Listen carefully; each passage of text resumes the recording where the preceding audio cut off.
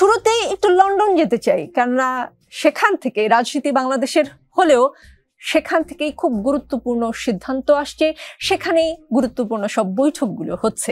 আমাদের সঙ্গে আকবর হোসেন সংযুক্ত আছেন। আকবর হোসেন, আগামীকালের বৈঠকটি কি আমরা যতদূর জানি সকাল 9টায় শুরু হবার কথা এবং সকাল 11টায় সেটা শেষ হওয়ার কথা। কোন বৈঠকের কথা আমি বলছি আপনি নিশ্চয়ই বুঝতে পেরেছেন। প্রধান উপদেষ্টা ডক্টর মোহাম্মদ ইউনূস এবং বিএনপির ভারপ্রাপ্ত চেয়ারম্যান তারেক রহমানের কথা বলছি।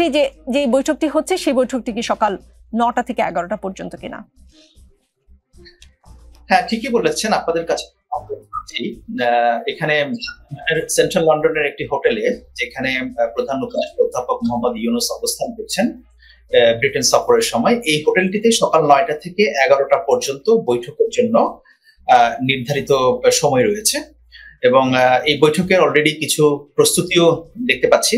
যেমন আজকে কিছুক্ষণ আগে বিএনপির একটা প্রতিনিধি দলের সঙ্গে এখানে দেখা হয়েছে, ওনারা এসেছেন এবং ওনারা দেখে গেছেন এই হোটেলের নিরাপত্তা বা আনুষঙ্গিক আরো যে সমস্ত বিষয়াদিগুলো আছে, কিভাবে বৈঠকটি হবে, সাংবাদিকদের জন্য প্রেস ব্রিফিং কিভাবে হবে, যদি বাইরে কোনো গ্যাদারিং হয় বিএনপি নেতাকর্মীরা আসতে চান তারা কোথায় দাঁড়াবেন, কারণ এখানে এই বিষয়গুলো খুবই সিস্টেমিক ওয়েতে করা হয়। সবকিছুই কিন্তু এখানে পুলিশকে জানাতে হয় এবং হোটেল কর্তৃপক্ষকে জানাতে হয়। এবং আপনি জানেন যে this is a very important meeting for বাংলাদেশের পলিটিক্যাল হিস্ট্রি। অ্যান্ড আমি যেটা বলবো যে আসলে গত 20-25 বছর কিংবা তার চেয়ে বেশি এতটা গুরুত্বপূর্ণ বৈঠক হয়েছে কিনা এটা সেটা একটু খতিয়ে দেখতে হবে। আমার ইমিডিয়েটলি মনে পড়ছে না, কারণ আপনি বলছেন এই বৈঠকটি খুব গুরুত্বপূর্ণ। একটু যদি ধারণা দিতে পারেন কি আলোচনা হবে? সেই জন্যই তো আসলে গুরুত্বপূর্ণ। আলোচনা কি হতে পারে বলে কোনো ধারণা কি আমাদের দিতে পারেন? এবং আরেকটি বিষয়, আরেকটি প্রশ্ন করে রাখতে চাই, যদি লন্ডন সময় সকাল 9টা থেকে 11টা হয়, আমি অনুমান করতে পারছি বাংলাদেশ সময় সেটা হচ্ছে দুপুর 3টা থেকে 5টা পর্যন্ত। দুপুর 3টা থেকে 5টা পর্যন্ত যদি বৈঠক হয়, তারপরে প্রধান উপদেষ্টা প্রেস উইং থেকে কোনো ব্রিফিং করে আমাদেরকে জানানো হবে কিনা বৈঠকে কি কথা হয়েছে।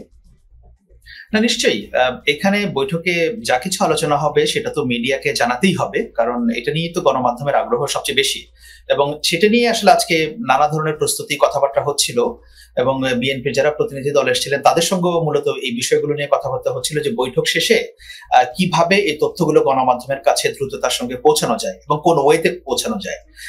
এটা কি একটা বড় আকারের সংবাদ সম্মেলন করা হবে এবং সেই সংবাদ সম্মেলনে কি আলাদা আলাদা ভাবে করা হবে, যে বিএনপি একটা আলাদা সংবাদ সম্মেলন এবং এরপরে অন্তর্বর্তী সরকারের দিক থেকে আলাদা সংবাদ সম্মেলন, এভাবে করা হবে, নাকি একটা যৌথ সংবাদ সম্মেলন করা হবে, নাকি একটা বিবৃতি দেওয়া হবে? এই বিষয়গুলো, খুঁটিনাটি বিষয়গুলো নিয়ে আলাপ আলোচনা হচ্ছে। এবং আপনি জানেন যে যেহেতু যখন একটা হাই লেভেল মিটিং হয় এখানে কিন্তু কোনো একটা পক্ষের উপরে কোনো কিছু নির্ভর করে না, উভয় পক্ষ এখানে এগ্রি হতে হয়। তাদের হলে পরে যে কিভাবে আমরা ইনফরমেশন গুলোকে ডিসেমিনেট করবো মিডিয়ার কাছে, তখন এই বিষয়গুলোকে নির্ধারণ করা হয়। এবং আমি যতটুকু বুঝতে পারছি অবশ্যই সেটা হবে, বাট কোন ওয়েতে হবে এটা হয়তো আমরা এখন এটাকে ওয়ার্কআউট করছি এবং দিক থেকে এবং সরকারের দিক থেকে নিশ্চয়ই একটা কনসেনসাসের ভিত্তিতে সেই জিনিসটা করা হবে। জি, ব্রিটিশ প্রধানমন্ত্রী কিয়ার স্টারমারের সঙ্গে অন্তর্বর্তী সরকারের প্রধান উপদেষ্টা মোহাম্মদ ইউনূসের বৈঠক হওয়া না হওয়া নিয়ে অনেক আলোচনা সমালোচনা হচ্ছে, জানেন নিশ্চয়ই আপনি। ব্রিটিশ প্রধানমন্ত্রীর পক্ষ থেকে, আমাদের পক্ষ থেকে আমরা জানি যে কেন বৈঠকটি হয়নি, বলা হয়েছে এক ধরনের ব্যাখ্যা। ব্রিটিশ প্রধানমন্ত্রীর পক্ষ থেকে কোনো কারণ জানানো হয়েছে কেন বৈঠকটি হয়নি? বৈঠকটি এখনো পর্যন্ত হয়নি এবং একটা অনিশ্চয়তা সেটা ঠিকই আছে, কারণ কিন্তু আসলে ডিপ্লোমেসিতে যেটা হয়, আমি যেটা বুঝতে পারছি, যেহেতু প্রধান উপদেষ্টা আজকে আছেন, আগামীকালও আছেন এবং বাংলাদেশের কূটনীতিকরা ডাউনিং স্ট্রিটের সঙ্গে এবং ব্রিটিশ পররাষ্ট্র মন্ত্রণালয়ের সঙ্গে তারা ক্রমাগত যোগাযোগ রাখছেন। যদি সে ধরনের কোনো সুযোগ তৈরি হয় তাহলে হতেও পারে। আসলে আমি আমার পজিশন থেকে এখনই এটা বলতে পারবো না যে এটা একেবারেই হবে না, এটাকে আউটরাইট রিজেক্ট করতে পারবো না। সো আমি সবসময় ওই হোপের জায়গাটা বা এটা হতে পারে এই ধরনের জায়গা থেকে আমি বলবো, কারণ আসলে যে কোনো সময় যে কোনো কিছু হতে পারে। কারণ আমরা এখানে দেখেছি যে প্রধান উপদেষ্টা আসার পরে কয়েকটা বৈঠক হয়েছে যেগুলো খুব স্বল্প নোটিসে এই বৈঠকগুলো হয়েছে। যে আপনি তো খুব আশাবাদী মানুষ, আরেকটা বিষয় কি বলতে পারেন, যদিও সেই ধরনের কোনো খবর আমরা এখনো পাইনি, টিউলিপ সিদ্দিকের একটা চিঠি আপনারা পেয়েছেন, তার সঙ্গে চা বা কফি খাওয়ার কোনো আশা কি দেখেন আপনি? টিউলিপ সিদ্দিকের যে চিঠিটা পাওয়া গেছে, এটা তো আপনারা ঢাকা থেকেই এটাকে কনফার্ম করা হয়েছে যে এই ধরনের চিঠি এসছে।